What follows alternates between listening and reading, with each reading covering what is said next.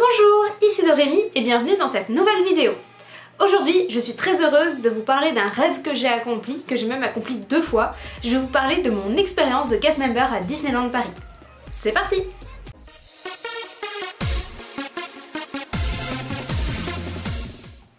Je vais procéder dans l'ordre chronologique.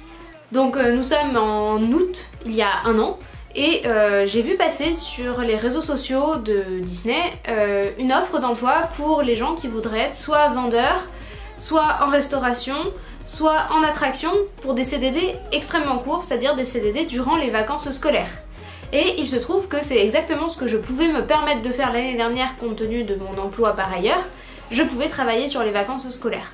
Cette annonce sur les réseaux sociaux renvoie vers le site Disney Careers et c'est là que vous allez retrouver en fait toutes les annonces postées par Disney dans le monde entier en fait, pas seulement pour Disneyland Paris. L'intérêt de suivre les comptes Disney Careers sur les différents réseaux sociaux est de pouvoir être notifié de ces nouvelles annonces, mais il faudra toujours passer par le site Disney Careers pour pouvoir postuler. Pour ma part, j'ai choisi de postuler pour Halloween. Nous sommes donc en août et c'est pour le mois d'octobre. Pour postuler, rien de plus simple, un formulaire à remplir, on envoie et on a très rapidement une réponse. J'ai reçu d'abord une réponse négative, et oui, c'est étonnant étant donné la vidéo que je vous propose, mais tout à fait, il faut pas s'étonner, c'est un mail automatique, et moi ça a été négatif, ils m'ont dit bah désolé, ça correspond pas, blablabla, repostulez une autre fois. Bon, je me dis tant pis, c'était pas pour moi, c'était pas pour cette fois, ce sera peut-être pour une prochaine, peut-être jamais, bon, tant pis. Quelques semaines plus tard, je reçois un nouveau mail pour me dire bonjour, on vous retient pour un entretien, choisissez votre date. Je suis en mode... Et on m'a dit que c'était pas possible, que... Bon, réfléchissons pas trop, j'ai choisi une date et j'ai eu un entretien en visio. L'entretien s'est passé sur Zoom et c'est un entretien assez simple, une personne qui pose des questions, pourquoi vous voulez faire ça, est-ce que vous avez déjà de l'expérience, sur les 3 sujets qu'on propose, donc vendeuse boutique, restauration et attraction, qu'est-ce qui vous intéresse. Donc moi j'aurais préféré être en attraction, mais il fallait être disponible plus de 2 semaines, il fallait au moins 3 semaines de contrat et moi je pouvais pas me le permettre. Donc c'était pas attraction, donc je lui ai dit, bah voilà, moi ce qui me plairait le plus c'est ça, mais je sais que c'est pas possible. Donc moi j'aimerais vraiment être vendeuse en boutique, je me sens pas du tout d'être en restauration. Mais par contre en boutique ça me dirait bien. Pendant l'entretien on vous rappelle aussi qu'il faut pouvoir se rendre sur le parc, qui est le lieu de travail nécessairement, à n'importe quelle heure du jour et de la nuit puisque l'amplitude horaire est extrême. Vous pouvez commencer à 7h du matin ou finir à 2 ou 3h du matin selon votre location, etc. Alors évidemment le même jour vous pouvez pas commencer à 6h et finir à 2h ou 3h, c'est pas possible, mais il faut être capable de rentrer chez soi quand ça finit à 2h et qu'il n'y a plus de RER en fait. Donc il y avait une partie là-dessus et il faut être disponible surtout parce qu'on ne vous dit pas en amont quels seront vos horaires. Voilà. Faut être souple, pouvoir s'adapter. Donc ça on vous le rappelle aussi durant l'entretien. Et je pense que pour le coup ils sont assez regardants de si on est un petit peu réticent à l'idée d'avoir... Ensuite il y a une partie de l'entretien qui se fait en anglais, alors moi c'était tout simple, il m'a demandé ce que je pensais d'Avengers Campus parce qu'à ce moment là ça venait d'ouvrir. Donc il m'a demandé ce que j'en pensais et quelle était mon attraction préférée à Disneyland Paris. Voilà, c'est assez bateau, assez simple, donc je vous le dis, vous pouvez le préparer. Je suis pas sûre que ces questions ce seront celles qui vous poseront, mais voilà, c'est de l'anglais basique, mais par contre il faut savoir répondre. Et avec le stress de l'entretien et tout ça, c'est pas évident. On discute, ça se passe bien, et à la fin il me demande si j'ai des questions, et du coup j'ai pensé à lui demander pourquoi il m'avait recontacté si j'avais reçu un premier mail qui me disait que non. Et en fait ce qui se passe c'est que automatiquement le formulaire va être lu par une IA si vous voulez, et il y a des points qui vont vous être mis en fonction de ce que vous avez répondu, et notamment en fonction des disponibilités. Et si vous n'avez pas assez de disponibilité selon ce qui a été rentré dans l'algorithme qui fait valider, eh bien vous avez une mauvaise note entre guillemets et votre CV ne va pas jusqu'à des humains. Sauf qu'on a quand même des humains qui vont aller regarder ceux qui sont un peu proches. Voilà, ce qui était mon cas. Moi je cochais tous les critères sauf la disponibilité qui était un peu courte où moi j'avais vraiment tout pile les 2 semaines de vacances qu'il fallait, et de ce fait ils ont repêché entre guillemets mon profil et j'ai pu passer l'entretien. La réponse pour savoir si on est pris est assez rapide, je sais plus si c'était dans la journée ou le lendemain, mais enfin j'ai été très rapidement informée que oui, j'étais retenue et que oui, je ferai partie de l'aventure pour le mois d'octobre. Pour ce qui est du contrat et des différentes informations, on reçoit tout par mail, on signe le contrat en dématérialisé, etc. et ça se fait de façon assez naturelle, c'est pas très compliqué et voilà, il suffit de cliquer là où on vous dit et votre contrat finit par être signé. Pour le premier jour, alors moi je vais parler vraiment des contrats courts puisque c'est ce que je connais. Pour les contrats de 2 semaines comme ce que j'ai eu, on a une première journée de formation nécessairement puisque j'avais jamais été vendeuse en boutique avant, donc j'avais tout à apprendre forcément. Mais on n'a pas de vraie tradition Disney. C'est-à-dire que oui, on a une journée de formation, mais on n'a pas le boss qui vient nous voir, on n'a pas de temps où on est tous réunis avec une formation sur l'entreprise en elle-même, les clés Disney, tout ça, ça a été fait vraiment à la va-vite, c'était pas très poussé puisqu'on est là en théorie que pour 2 semaines. Donc on n'a pas eu de vraie tradition. En revanche, on a quand même eu, la journée a quand même commencé par la remise des name tags, ce qui est quand même, enfin, c'est un très beau symbole. Assez émouvant en ce qui me concerne, et vraiment ça c'était le début de la magie finalement. Et après on a une vraie formation sur la caisse, etc., comment ça marche, qu'est-ce qu'on doit faire, mais vraiment plus métier et pas tant entreprise. La formation sur la caisse finit par un petit examen. Alors je ne sais pas ce qui se passe si on le réussit pas, je pense que tout le monde le réussit toujours, mais en tout cas il y a quand même un petit examen à valider, et voilà, il y a quand même un mini enjeu à la fin, il faut bien écouter quoi. C'était honnêtement pas difficile, mais sachez-le, si vous avez cette formation, paniquez pas, mais il y a un petit examen à la fin, sachant que vous l'avez préparé pendant 3 heures juste avant. Cette formation pour moi a duré juste une matinée et l'après-midi, donc on a mangé tous ensemble avant d'être répartis sur nos locations. Et c'est à ce moment-là seulement que j'ai appris quelle serait ma première location. Avant j'en savais rien, j'étais arrivée sur le parc, j'avais eu la formation caisse, etc. et je savais toujours pas où j'allais l'après-midi quand même. Et il se trouve que ma première affectation a été au Sequoia Lodge. Et sur le coup j'ai été un petit peu déçue parce que les affectations des autres tours, il y avait un peu de tout, il y avait du Disney Village, World of Disney, etc. Ça j'étais contente de pas y être, parce que je savais que c'était dur comme location. Par contre il y avait pas mal de gens qui étaient au studio, notamment à la boutique de l'Avengers Campus et tout, et ça pour le coup, sur le coup j'étais un peu déçue. Mais je vous en parlerai après de mon expérience au Sequoia, et finalement je n'ai aucun regret, c'était absolument parfait. Je finis donc par arriver à ma location, mais je suis la dernière à être déposée. On a déposé tous les gens qui étaient au Disney Village, puis aux derniers hôtels, on est allé jusqu'au Cheyenne et tout pour déposer les autres, et puis moi on finit par me déposer au Sequoia et je suis prise en charge par ma nouvelle équipe. On commence par aller au costume me chercher ma tenue, je vous la mets là. Bon là je suis déjà dans la boutique, mais voilà. Et ensuite je rencontre un petit peu l'équipe et puis on me donne mes horaires pour les 2 semaines à venir. Le lendemain, c'est le moment d'attaquer. Alors, j'ai commencé par ne pas pouvoir travailler en caisse parce que les nouveaux employés, leur ID n'est pas enregistré en amont, etc. Parce qu'il y a un certain nombre de gens qui ne se présentent pas en fait, qui signent un contrat mais qui ne viennent pas. Et donc, ils préfèrent ne pas créer des ID et qui soient reliés directement au système. Notamment pour tout ce qui est ouvrir les caisses, etc. Tant que la personne n'est pas vraiment venue. Donc les 2 premiers jours, je n'ai pas pu réellement travailler, enfin le premier jour et demi, puisque je suis arrivée le samedi 22 octobre, dimanche 23 ça marchait pas et ça a été réglé le lundi dans la journée. Donc j'ai commencé à faire un petit peu toutes les autres tâches, c'est-à-dire remise en rayon, ranger tout ce qui peut être dérangé. En hôtel on a aussi des activités pour les enfants, donc je tenais le stand où on faisait des chauves-souris Mickey avec les enfants. Voilà, j'avais quand même des choses à faire, rencontrer l'équipe, découvrir l'hôtel aussi. Faut savoir qu'à l'hôtel, souvent des gens viennent demander quelque chose, par exemple où se trouve la réception. Et dans la magie Disney, ce qu'on fait, plutôt que de leur dire vous sortez, vous tournez à droite, vous tournez à gauche et vous y êtes, on dit venez avec moi et on les accompagne. Ça j'ai adoré faire ça, accompagner les gens dans l'hôtel. Vous voulez voir où est la piscine? Attendez, bon alors je peux pas aller jusqu'à la piscine parce qu'elle est loin, mais voilà, maintenant vous avez plus qu'à aller tout droit, c'est le bâtiment qu'on voit là. Les emmener à l'accueil, les emmener aux machines à café gratuites, les emmener, enfin voilà, ça vraiment, vraiment j'ai adoré faire ça.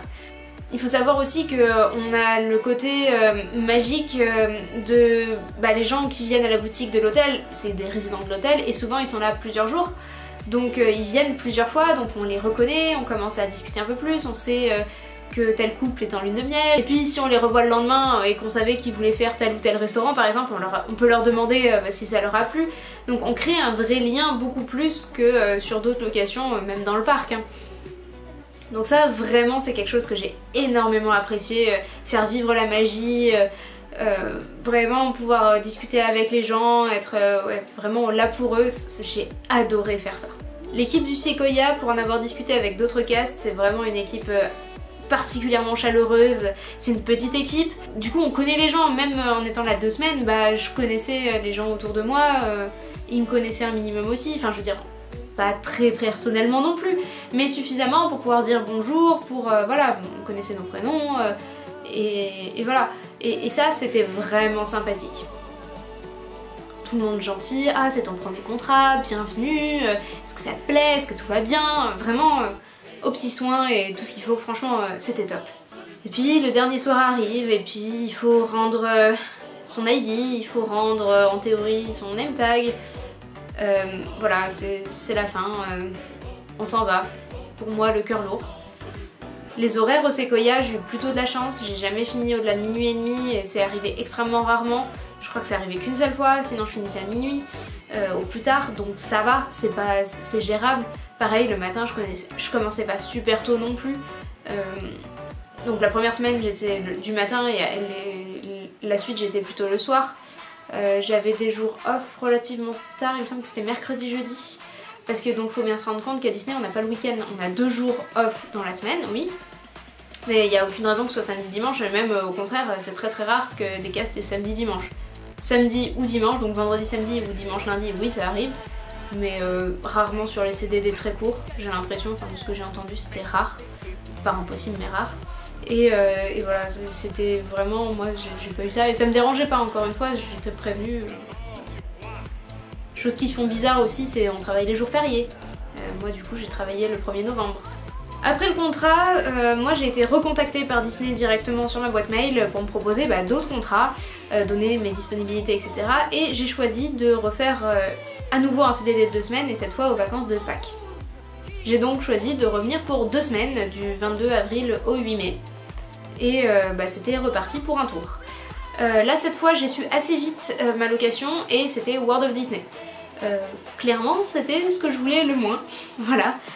Parce que je sais que c'est l'endroit le plus dur, sur tout le resort. Je savais avant et pour l'avoir vécu, je pense que c'est le plus dur. Ça veut pas dire qu'ailleurs c'est facile, hein.